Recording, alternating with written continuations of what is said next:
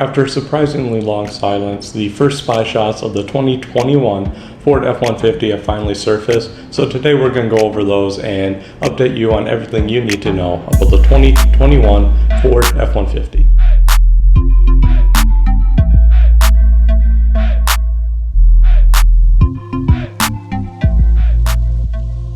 Survive the Drive was kind enough to sponsor this video. They are a mobile game, free to play, that you can check out on Android or iOS. And honestly, it's a pretty fun game. I've actually been playing around with it quite a bit because I wanted to check it out before doing this. And it's actually pretty cool. It's made by automotive enthusiasts, so a lot of us can relate to it. So there's a lot of content in the game and some pretty cool specs and configurations for the vehicles, and overall it's just a pretty fun competitive game that you don't need to do in-app purchases to be successful or to unlock cool things. So it's a good balance, good amount of playability, and a fun game to play with your friends. So go ahead, check the links in the description or just search Survive the Drive in your app store and go ahead and check that game out. But for now, let's get back to our story.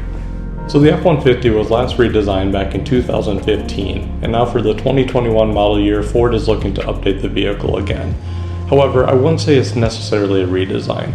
The current generation F-150 has been very successful, as we all know, and given other trends seen in Ford, it's not likely that this will be a groundbreaking redesign of the F-150, but rather sort of a refresh. It'll modernize it a bit, it'll maybe redesign headlights, taillights, front grille, things like that to help it feel different, like a facelift if you will, but it's not really going to be a completely new redesign or new platform or anything like that. And for those of you interested in the F-250 and F-350, those redesigns typically follow behind the F-150 by about one model year, so we'll likely see those in 2022. The theory of the 2021 Ford F-150 being more of an evolution of the 2015 and up F-150s is more or less validated in these spy shots, even though the vehicle is heavily camouflaged. From the body lines and the details we can see that there's still a lot of the previous generation in there. It's really just more of a facelift or refresh of that generation. And as we've grown to expect with refreshes of pickups across all the brands, not just Ford, the front profile really seems to be what's focused on the most. Even through this camouflage, we can tell that the headlights and the grille and the front bumper area are seeing the biggest changes, which is just kind of the trend now we're seeing in pickups. As for powertrains, don't expect a lot of disruption here. You're still going to have an option for a V8 as well as the twin-turbo V6 EcoBoost engine. And for those of you that do more towing, there will also be diesel options available just like the current generation. However, the big change is that it's rumored Ford is working on a new 4.8 liter naturally aspirated V8 that will replace the outgoing 5 liter Coyote V8, but that's still just a rumor at this point. On the plus side though, Ford's new 10-speed automatic transmission should be seen throughout the board, which has been implemented in some of the later model years F-150s as well. But really that's just a fantastic transmission that can really hold a lot of torque. It's good for towing and it's great for efficiency.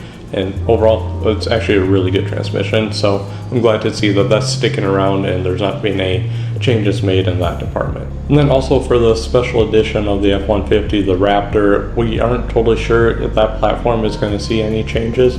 It's likely that it will still have the twin-turbo V6 EcoBoost like the current generation Raptor, but there are still rumors that Ford will drop the 5.2 liter supercharged V8 that's in the new GT500 into the Raptor at some point, so that there's a higher output variant that can compete with the new 700 horsepower Rebel that's coming out of Ram's base camp.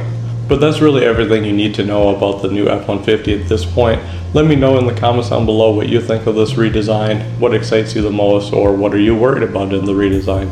Love to hear your thoughts down below, but thanks for watching this video guys. Make sure you hit that like button, get subscribed, follow us on foxautomotive.com and Apple News if you're looking for more daily stories in the automotive industry. We can really be your source for automotive news. So thanks for watching guys, we'll see you in the next video.